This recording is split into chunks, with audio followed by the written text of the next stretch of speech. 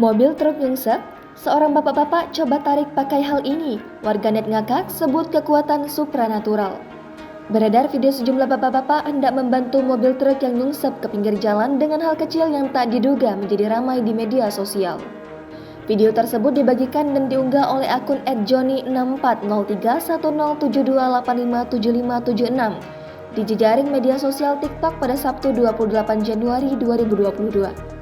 Rekaman video memperlihatkan seorang bapak-bapak memakai kaos biru tengah duduk di sepeda motor bebek di pinggir jalan.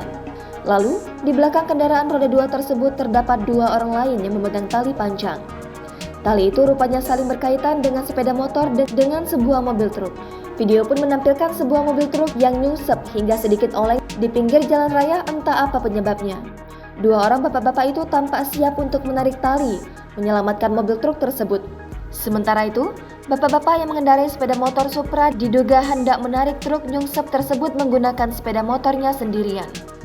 Video itu lalu mencuri perhatian warganet hingga ditonton hingga lebih dari 7,9 juta kali. Warganet pun mengaku tertawa melihat video tersebut. Hingga berita ini tayang, belum diketahui kronologis kejadian tersebut dan belum ada penjelasan lanjut dari pihak-pihak yang bersangkutan apakah video tersebut nyata atau hanya rekayasa semata. Jangan lupa subscribe, share, komen, dan like ya!